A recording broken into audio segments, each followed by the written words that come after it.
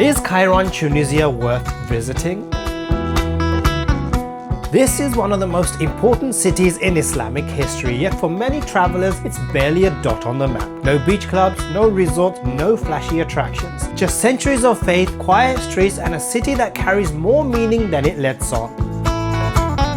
Today I'm walking you through Kairouan to see what this place really feels like and whether it's a destination you should go out of your way to visit. So just arrived in Kairouan. It took us about an hour and a half to arrive here. Now we are off to see the Sidi Sahabi, which is a shrine of one of the companions of Prophet Muhammad. So we should be heading over there very shortly. Just a bit of a toilet break for a lot of these individuals who are on the coach with me. So yeah, I can't wait. We're a number of stops that we do across Kairouan because it's a holy city, so lots of places to see. It's interesting that the guide had to pay some level of tourist tax straight after as he got off the coach to once we entered Kairouan. So I didn't know that was very much needed, but he had to go and pay on behalf of all of us tourist tax. Who knows? So just entering the Sidi Sahabi. Getting a piece of clothing as I'm wearing shorts to make sure that I've got everything covered. Quite a common thing when you're going into a Muslim country or a mosque or anything like that. So let's get dressed. Put it on. Giorgio Armani for you. Giorgio Armani, yeah. Nice. And there's me with the dress code. It's giving me, I don't know what it is, kind of looks like some sort of gownish. Not quite a tub, but very nice. Covers my knees at least. But this place looks really nice, really beautiful. I mean, I'm at the courtyard right now. The guide is just giving a few instructions. So let me head over. Really fascinated to enter this place. Let's pop in. Wow, look at the designs.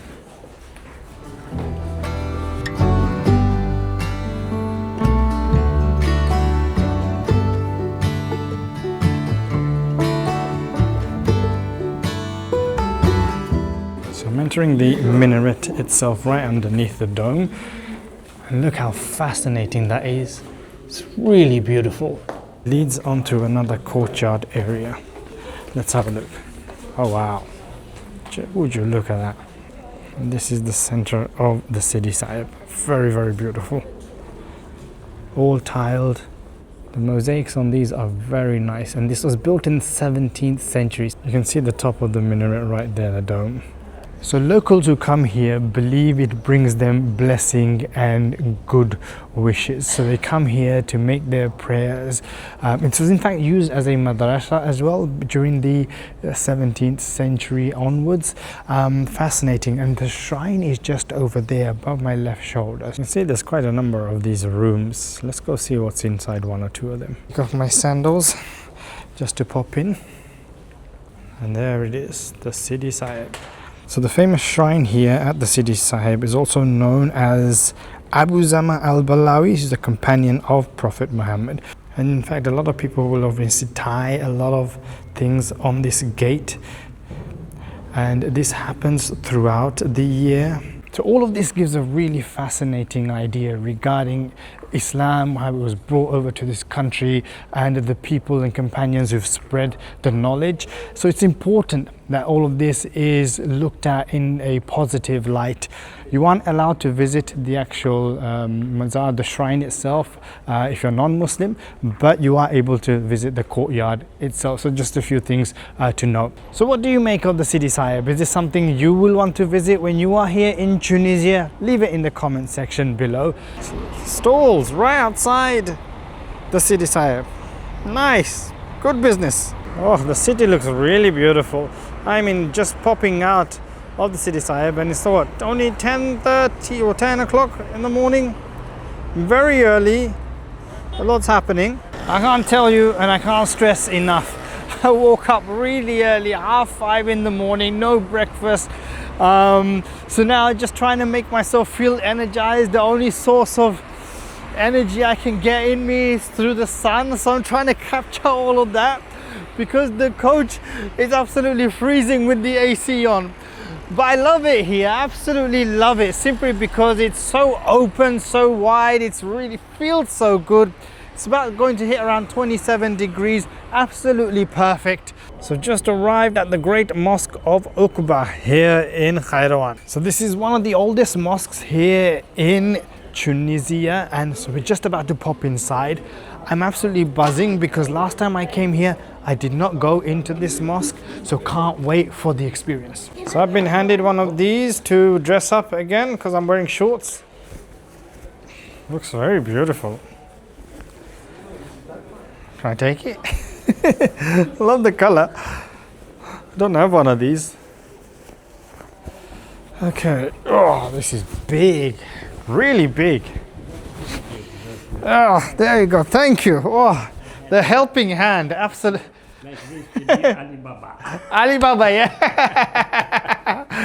Well, the gentleman here was very helpful in putting this on.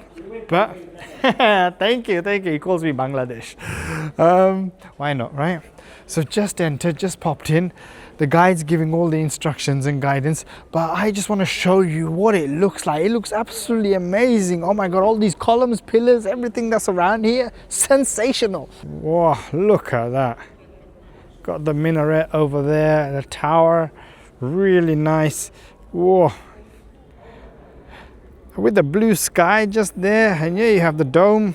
Ooh. The entire mosque has over 400 pillars built. Very beautifully designed. You can see it's got the 3 pillars, one down here, one in the middle, and one at the top with the small dome at the top there. So these, the guide says, represents the 3 religions that are currently in harmony here in Tunisia. So with the Judaism, Christianity in the middle, and Islam at the top. As you walk on the courtyard area, you'll notice these. So this is where the rainwater goes in, and when it's not raining they put in these pots, and this is to feed the pigeons water. This has caught the attention of a lot of people, so let's pop up and see what this is. So this is, what do you call it? When the sun, whichever the way the sun is pointing, regarding the call for prayer. I love the idea of that sundial. I mean, just to see where it's all pointing towards, the shadows, everything, just telling us exactly what time it is it the call for prayer or not?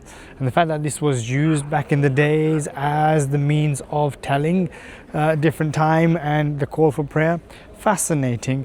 And the fact that it's still there, standing today, used as a sign, as a symbol, as an attraction, hey, absolutely worth it. So here in Tunisia, they actually call for prayer 6 times a day, not 5. Why?